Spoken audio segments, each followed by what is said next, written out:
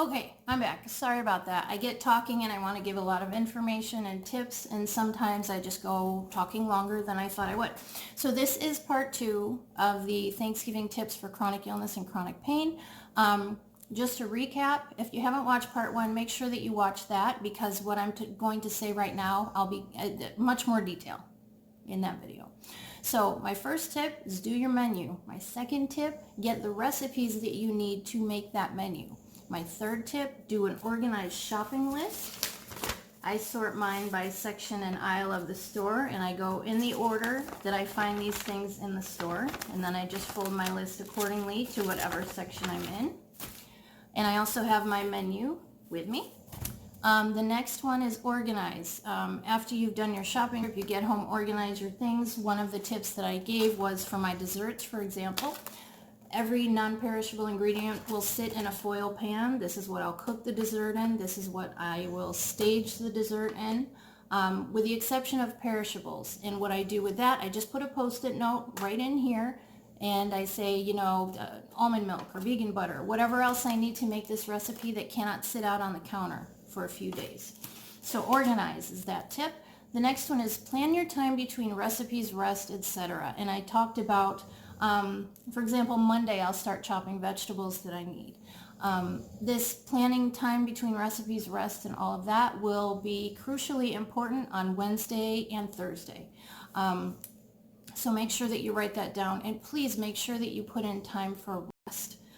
Even if you don't take the rest break when you have it, you know, if you say like rest from 3 to 3:15, even if you don't do it then, it's important to build in that 15 minutes to rest. Don't forget to build in time to eat also. A lot of people kind of pick through the day on Thanksgiving at, you know, snacks and appetizers, and some people think they're eating throughout the day, but then they realize they haven't been. So make sure that you take care of yourself and you plan time for all of these things. So my next tip is to prep ahead. Feel free to take help from the frozen section. There is nothing wrong with frozen chopped vegetables like the mirepoix that I'm making for the stuffing, which is carrots, celery, onion. You can find that frozen, or at least the carrots and the onions frozen, and why not take some help from the store when you can. This goes for desserts too. Pumpkin pie that's frozen, I've had it before, absolutely nothing wrong with it. Tastes great. Just make sure that you build in the time to bake it so you don't, you know, realize that it's half an hour before you're eating and your pumpkin pie, you forgot to put it in the oven.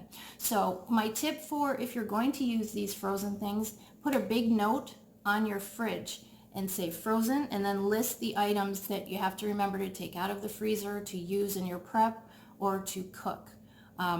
So yeah, take some help from the frozen department. There are tons of things that are frozen that you can use to make your Thanksgiving a lot easier.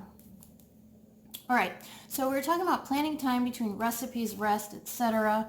I do, like I mentioned in the last video, a schedule for the few days before Thanksgiving, so I know everything that I'm doing, when I'm doing it, when I need to do it, if I don't have it in the house.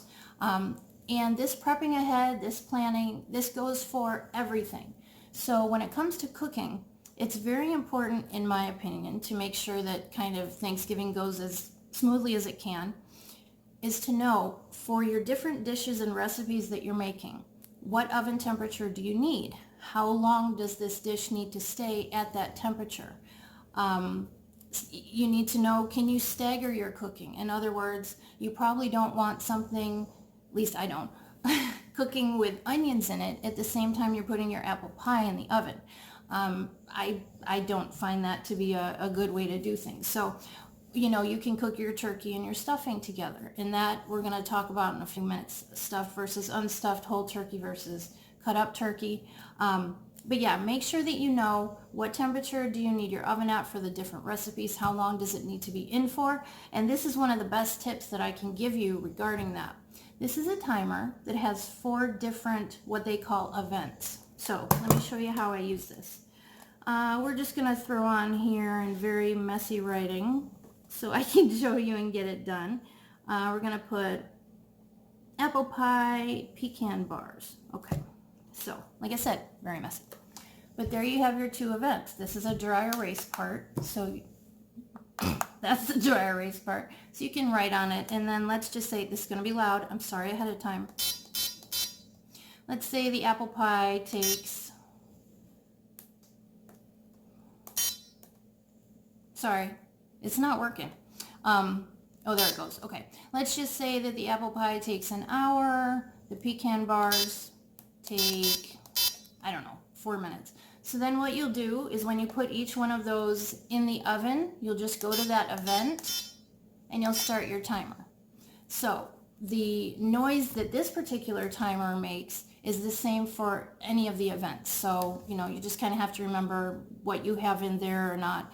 And then, of course, when the timer goes off, you can certainly see, okay, this timer is at 0. It must be the apple pie is ready to come out. So again, this I highly, highly, highly recommend. Now, you can do the same thing on your phone. I like this because it's separate from the phone. And it has a magnet on the back, magnet here. So I can put it right on the oven hood, the stovetop hood, whatever. It's a hood. I don't know if it goes to the oven or the stovetop. It's just the hood, kitchen hood. Venting hood, whatever. Oh my gosh, I get hung up on that. Anyway, use these timers. They come in handy. Use it on your phone if you'd like to, but just make sure if you're using it on the phone, go through the whole process and say apple pie or pecan bars or whatever, because there's nothing worse than the timer going off and you going, I don't remember what that timer was for. I've done it before with laundry, which is a little bit less of an issue, but take the time, make the note. It'll help you later. Okay, this is still going on. Okay. All right. I didn't want it to like buzz in the middle of everything. All right. So prepping ahead. What are some things you can prep ahead? First of all, chopped vegetables like I talked about, whether it's for your stuffing. If you have a veggie tray during the day, you can do that. If you have like a relish tray with pickles, olives, that kind of stuff, you can certainly prep that ahead of time. Wrap it good in some saran wrap. What else? Desserts. You can certainly do desserts ahead of time, especially ones that obviously should be served cold. You should do those ahead of time. Like maybe you're having a chocolate silk pie or you're making one, things like that. So whatever you can do ahead of time to relieve some of the pressure on not only Thanksgiving but the day before, make sure that you do that. And like we talked about with a previous tip, plan your time between recipes, rest, all of that. Have your stuff organized after your shopping trip, and will make it a lot easier on you. So the next thing that I'd like to talk about has to do with recipes. Now, I don't know what the right way to put this is. I don't want to say pressure. I don't want to say expectations. But I think a lot of people think, sorry, my nose itches. A lot of people think, for example, Thanksgiving, whole turkey, pumpkin pie, apple pie, pecan pie, for example. See if you can step outside of that to make it easier on yourself. Turkey, for example, if you buy a turkey that's already cut up, or you get a good deal on a whole turkey, you cut it up yourself. The savings in the time that it takes to cook, you might not believe how much, but it could cook in about half the time. And I'll talk more about that in just a minute when I show you the turkey that we got. As far as pies, I have decided this year, instead of an apple pie, because you have the crust with that, and I need to make a gluten-free, dairy-free crust if I were to do that. You know, pie crusts are always kind of iffy. You need to make sure the ice water and the cold butter and flaky, and no, I'm not I'm not down with all that stress. So instead of an apple pie, I'm going to make an apple crumble this year. That saves me from doing the crust, top and bottom. That saves me from the time that it would take to do that, the frustration if it doesn't work out, the pressure, you know, is this gluten-free flour going to work for this? I don't need any of that stress. Really simple. Cooked apples, put in a pie dish, or one of these, probably. Make your crunchy topping with oatmeal, some spices, a little butter, put it in the oven, be done. That's what I'm going to do. As far as chocolate pie, I always have a chocolate pie. Not this year. This year I'm going to make a chocolate cake. Another example, pecan pie. I always make pecan pie. This year I'm going to make pecan bars. And there are a couple reasons for that. First of all, imagine this is a 9-inch pie plate. Okay, just do me the favor and imagine that.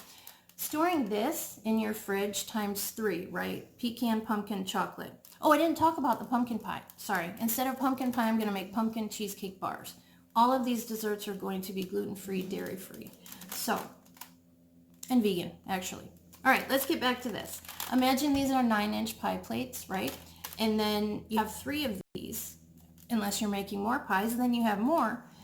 And you have like the topping. If it's an apple pie, right, it's going to come up. If it's a chocolate pie, it's going to be like a kind of a very firm pudding texture, but you don't want to put something on top that will sink in. These, especially at full size, are a pain in the butt to have in your fridge when it's kind of probably tight on space because of all the Thanksgiving leftovers, right? And then you have this lip that comes out on the side. I'm done with that. I'm not doing that anymore. That's why, one of the reasons why I bought these. These are nice square or rectangle shapes. I can fit probably 4 to 6 of these on each of my fridge shelves. They did come with folded lids inside. They're nice and deep, so my desserts, especially because I'm doing an apple crumble, not an apple pie, my dessert is not going to come up to the top of this. So I think these are going to come in really handy, especially for storing the leftovers of dessert in the fridge. Now, again, there are only 3 of us this year, so this is probably going to be enough for each of the desserts. Now, what you could do, if you have more people and you like this tip, you want to use it, these are one of my favorite things from Costco, okay? It's either a quarter or a half sheet pan. I can never remember. I think it's a half sheet pan, maybe. It's foil. They have them at Costco, like I said, 30 for about $6. These are my holy grail when it comes to cooking. I kid you not. After I cook, the last thing that I want to do is clean a baking dish, but you have to because the stuff's going to get stuck on, burnt, disgusting, gross. You can't get it off. Use these. These are amazing. There are foil sheets you can buy at Costco. Where are they? 10 by 8 maybe. They're in a pop-up thing. You put 2 of those on the top, kind of overlap in the middle, fold it down the sides, and you have like a covered cooking container. I cannot say enough about these things. Like, I'm not kidding. The turkey, which I'll talk about in a minute, is going to go in here to cook. Probably a couple of them because we have some turkey pieces that we're doing, but I highly recommend those. You can certainly put your desserts in those, and you can take like a baking sheet to put over the top, and then it's covered. Then you put it in your fridge. You can adjust your shelf height. You can put 1, 2 on top of each other. Be done with it. All right. So turkey, let's talk about turkey. Whole turkey, great, looks beautiful. It's kind of easy to screw one up though. Let's be honest about it. When you're chronically ill and you have chronic pain, it's a tough thing to bend over into that oven, pull the turkey in, out, baste it, all of that. Wrestle a 14-pound turkey, no thank you. Plus the cooking time. Takes about 20 minutes per pound to cook an unstuffed turkey at 350. So if you stuff that turkey, which I don't recommend, but if you do, it's going to take even longer. What you can do is buy turkey pieces. You can buy legs, thighs, wings, breast, and you can cook them separately. It'll take about 15 minutes per pound to cook a turkey breast at 350. The wings, the thighs, the legs, I've done those separately before outside of Thanksgiving. We have turkey several times a year. And it takes between 1 and 2 hours for the parts, different pieces, depending on, you know, how crispy you want the skin. You put it under the broiler after, that kind of stuff. So I think you can get away with it cooking a lot faster if you do it that way. Let me see if I can put up a picture here of the turkey that we got. I did want to go to Sprouts and get an organic one, but I found a natural turkey at Fry's for cheaper. What I'm going to do is cook the giblets for my dogs. You can either roast or boil them separately. I'm going to leave the neck and the back on the turkey. Somehow I'm going to cut up the natural turkey that we got, put the neck and back in to roast for the dogs, and that's going to be it. So I hope you enjoyed part 2 of Thanksgiving tips. I have another part coming up with specific recipe information. I am doing gluten-free, dairy-free, mostly vegan. Of course, we have the turkey, so that's not vegan. But yeah, I'll have some tips coming up in just a few minutes with those specific recipe things and how I handle leftovers, things that I couldn't find in the store, bargains, all that kind of stuff. So make sure that you check that out. Let's call it part 3 of Thanksgiving tips for chronic pain and chronic illness. I'll see you then.